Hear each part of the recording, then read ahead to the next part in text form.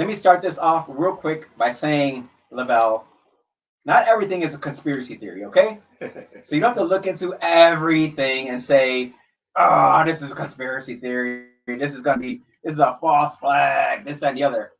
But, but there's been a number of issues that's popped up in the past, I would say, month that seems to, give credence to the fact that people are questioning everything. Let's start by saying, I'm going to say, solar flares my backside. All right, this AT&T incident has the FCC, has the Department of Homeland Security, and it has the FBI investigating it. Why?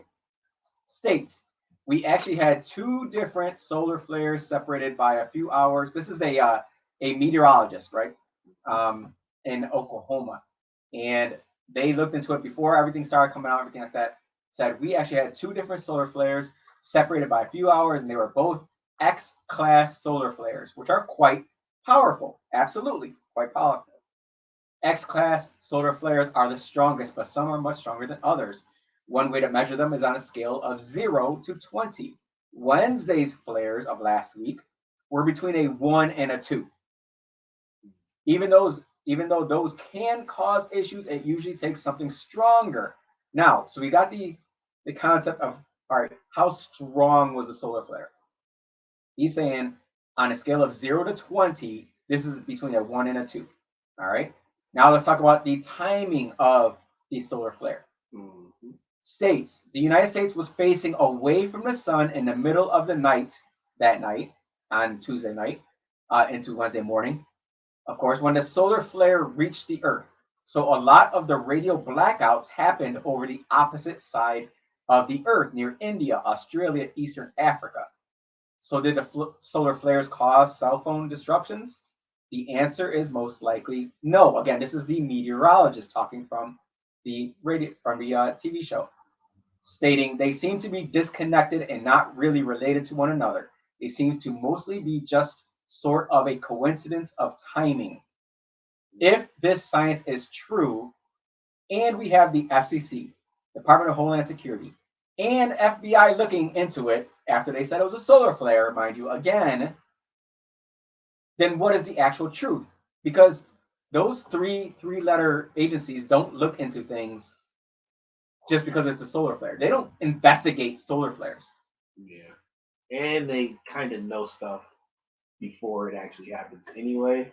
So, I mean, how often does our FBI and CIA and all these other federal agencies get caught with pants down on certain things? Seems to be far too often. Far too At often. least, maybe it's just, the emergence of, social media. Maybe we just see it more often because people are, talking about it more often.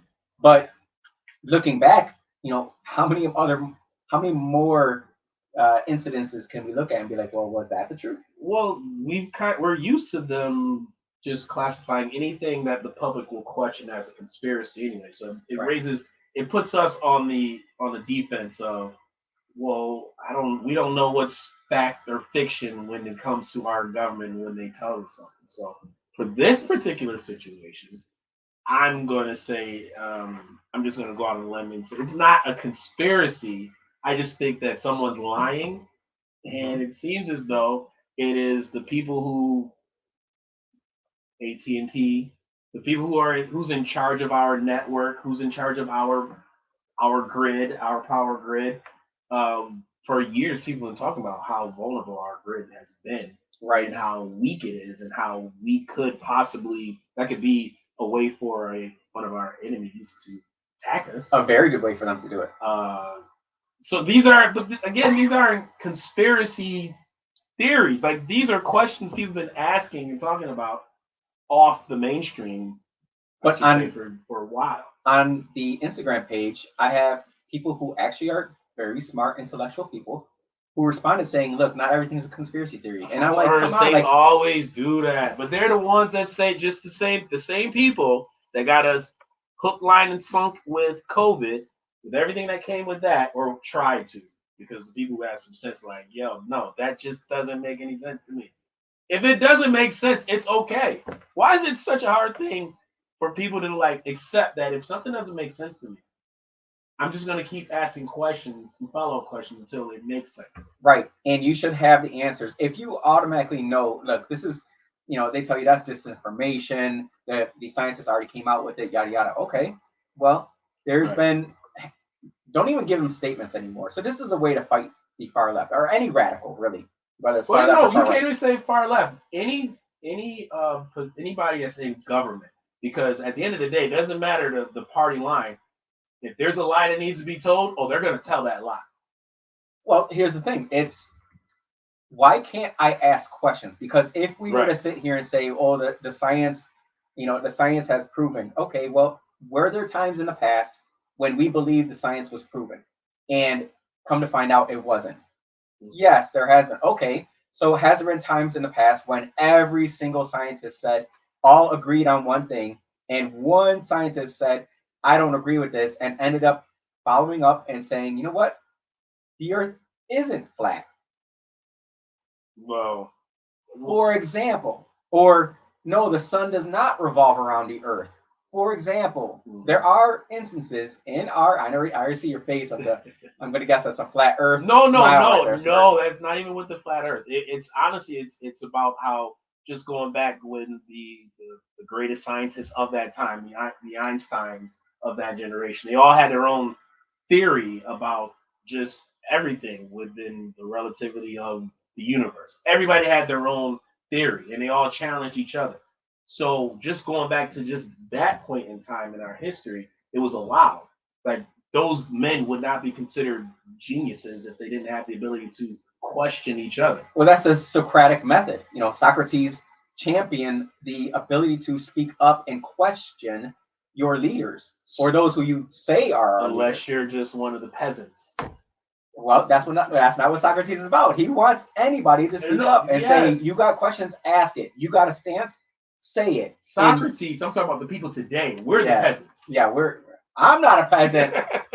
They think that I'm a peasant, but that's the thing. It's like, that's my biggest issue, specifically what I've seen concerning, from COVID and stuff like that, where, okay, you disagree.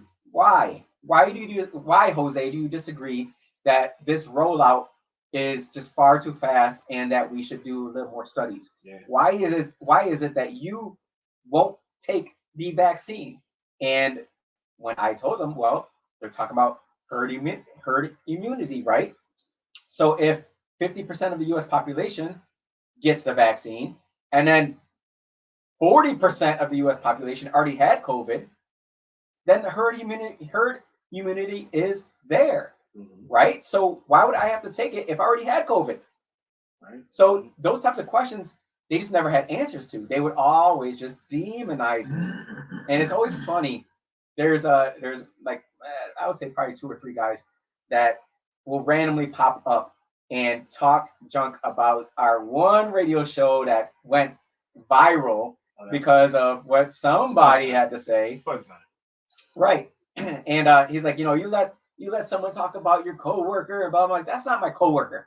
First of all, who are they to say you let? Like, what were you going to do? Right. What were you going to do? Well, no, don't say that. That is just wrong, and you should not say or joke around on this show. This is not supposed to happen. That's what they wanted.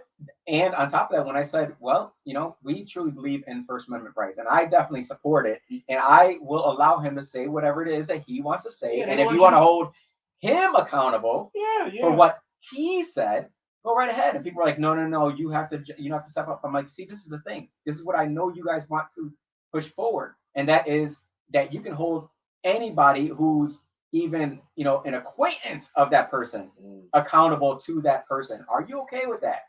No, most people are not. No, if my friend over here says something on a hot mic saying that he can grab a girl by the PUSSY, why would I be held accountable for what that person said? I'm gonna ask you this question: what color were they? Oh, most of them are white, but this particular person is black. Okay, so I want to say that. So they wanted you to put that little black boy in his place, right? Because how dare he? That's essentially what I was saying.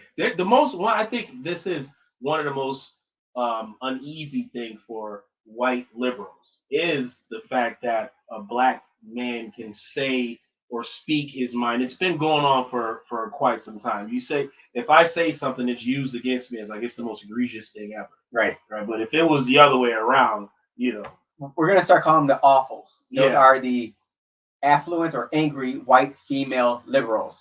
Awfuls. And I never used a race card either. I'm gonna go ahead and I'm use gonna it. use it right there. That's right. Lavelle Lewis, myself, the Jose Pio with DJ Bob, Dr. Bob over here. 346-3000 is the number to call in.